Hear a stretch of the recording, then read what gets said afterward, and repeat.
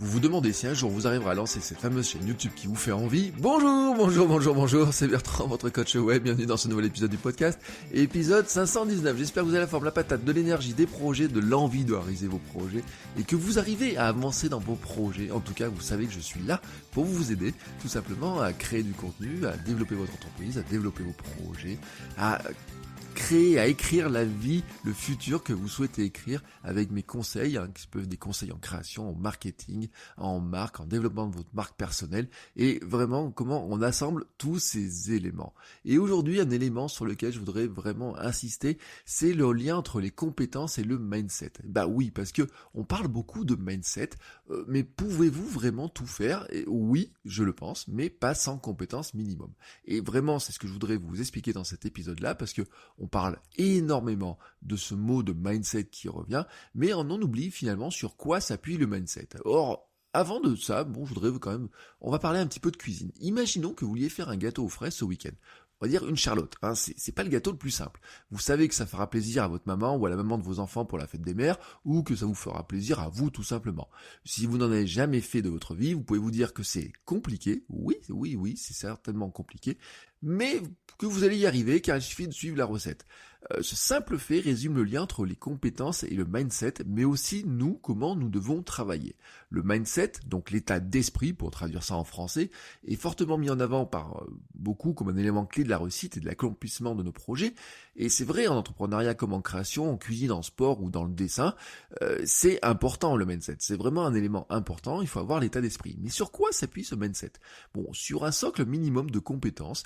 Oui, vous pouvez tout faire, mais pas sans acquérir des compétences minimum, car elles sont nécessaires à la construction de ce mindset. Et là, je vais probablement à contre-courant de ce que vous pouvez lire, de ce que vous pouvez entendre, de ce que vous avez pu écouter sur le sujet, car beaucoup vous disent, oui, il faut d'abord travailler sur le mindset, et quand on a le mindset, on est capable de tout faire. Oui, c'est vrai qu'on a besoin de l'état d'esprit, mais pour pouvoir travailler sur le mindset, vous devez travailler sur le minimum de compétences dont vous avez besoin pour construire cet état d'esprit qui va vous permettre justement de réellement avancer. Reprenons maintenant la chaîne YouTube dont je parlais dans l'accroche. Vous avez décidé d'entreprendre et de créer du contenu. Vous avez décidé de lancer une chaîne YouTube. Vous avez donc une première partie de ce fameux état d'esprit, de ce mindset. Vous avez un rêve, un objectif, des ambitions, une certaine volonté, du courage. Mais à ce stade, pouvez-vous vraiment démarrer votre chaîne YouTube? C'est une bonne question qu'il faut se poser. Que vous faut-il pour réussir sur YouTube? Que vous faut-il pour démarrer votre chaîne YouTube? Du matériel peut-être, mais pas forcément beaucoup. Vous l'avez avec vous, je vous le dis, votre smartphone suffit, vous mettre bien par rapport à la fenêtre, ça va suffire. Des idées, oui, ça c'est sûr. Un mental à toute épreuve, oui, car nombreux sont ceux qui voudront vous décourager dès que vous allez parler de votre projet. Non mais attends, tu vas pas faire une chaîne YouTube, il y en a déjà des milliers sur le sujet, toi tu vas pas parler devant la caméra, ah là là ça me ferait bien rigoler si tu fais ça, etc. Ça oui, les petits sarcasmes, etc., vous allez en entendre un paquet. Il vous faudra aussi de la persévérance, car c'est un marathon et la plupart de ceux qui abandonnent le font souvent trop tôt, mais souvent aussi au port du succès. C'est ce que je dis souvent, il y a beaucoup trop de podcasteurs qui se sont arrêtés avant le 10e épisode, et il y en a beaucoup trop qui s'arrêtent alors que le succès est pas très loin. Supprimer des blocages, croyances, peurs ou être excuses aussi, et empêcheurs de passer à l'action, et j'en ai beaucoup parlé, vous savez, les armoires à regrets, tous ces éléments-là. Oui, vous devez supprimer tout ça aussi pour arriver tout simplement à avancer sur votre projet de chaîne YouTube. Et ensuite, il vous faut aussi de la confiance pour vous mettre devant la caméra. Et ça, vous ne pouvez pas l'avoir sans un minimum de compétences. En fait, vous n'avez pas besoin de tout savoir sur la vidéo, vous n'avez pas besoin de devenir le roi du son, de l'éclairage, de la mise en scène, vous n'avez pas besoin de devenir Quentin Tarantino pour faire de la vidéo sur YouTube, mais vous avez besoin des compétences minimum qui vont vous aider à vous mettre devant la caméra en confiance. Et c'est quoi ces éléments minimum? C'est apprendre comment structurer un minimum votre contenu, apprendre comment placer votre appareil, vous placer face à la lumière, que ce soit la lumière naturelle par la fenêtre, ou que ce soit une lumière que vous allez utiliser ou peut-être acheter avec un minimum d'investissement, apprendre comment avoir un son correct, que ce soit avec les écouteurs de votre smartphone, que ce soit avec un petit micro que vous allez acheter, comment vous placer, etc.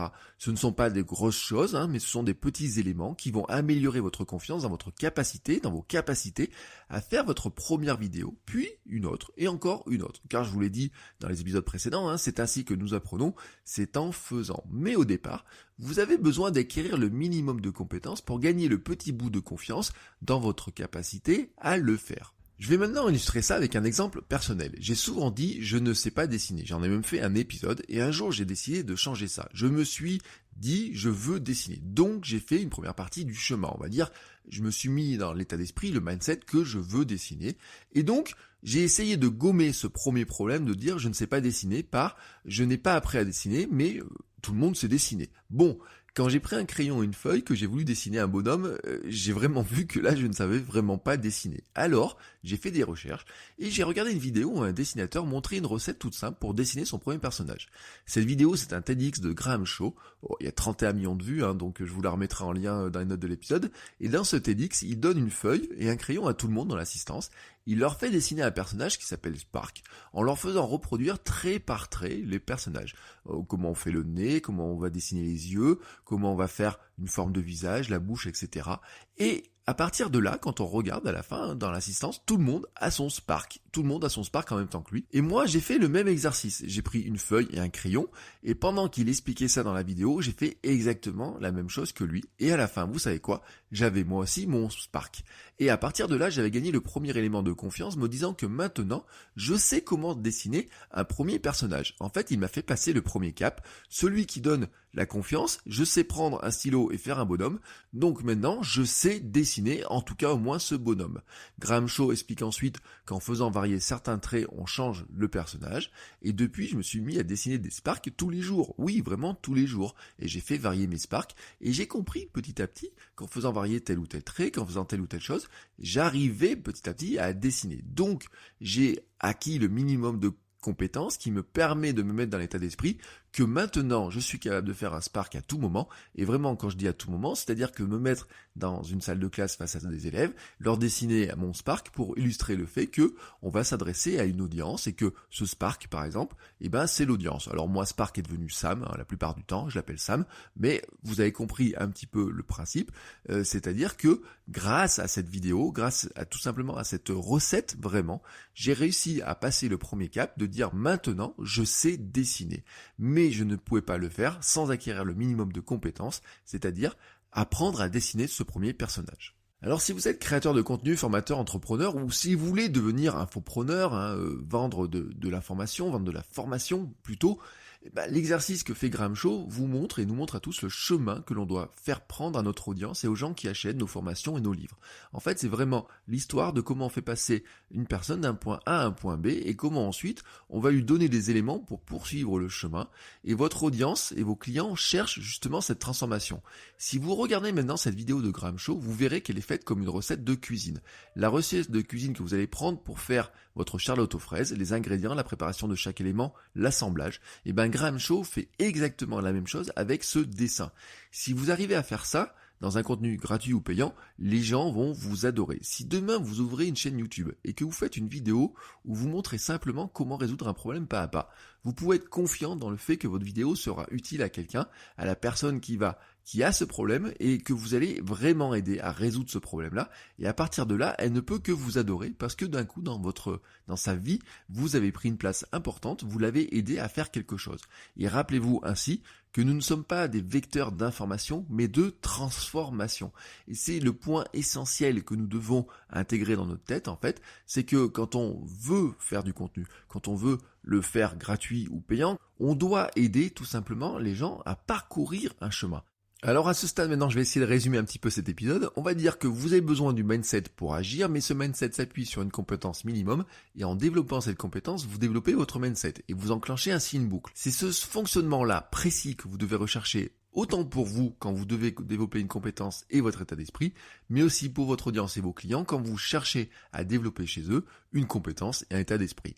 Et c'est à vous de construire leur chemin qui va leur permettre de le faire. Et c'est exactement aussi ce que je fais moi-même dans tous les contenus que je vous propose, dans ce podcast, dans ma chaîne YouTube, dans tout ce que je fais, mais aussi dans mes formations payantes, dans mes coachings, dans tout ce que je fais, c'est vraiment vous aider à parcourir ce chemin. C'est-à-dire, c'est imaginer le chemin qui va vous aider vous à devenir un meilleur créateur de contenu, un infopreneur peut-être, un solopreneur, à développer la visibilité de votre entreprise, de votre petit commerce, de votre marque si vous êtes freelance, de votre marque personnelle, de comment vous allez tout simplement arriver à mieux apprendre tous ces outils-là et comment on va le faire ensemble, pas après pas. C'est l'état d'esprit dans lequel moi je travaille et c'est l'état d'esprit dans lequel je vous invite vous à travailler. Alors travaillez bien, progressez tous les jours et on se retrouve la semaine prochaine. Ciao ciao les créateurs!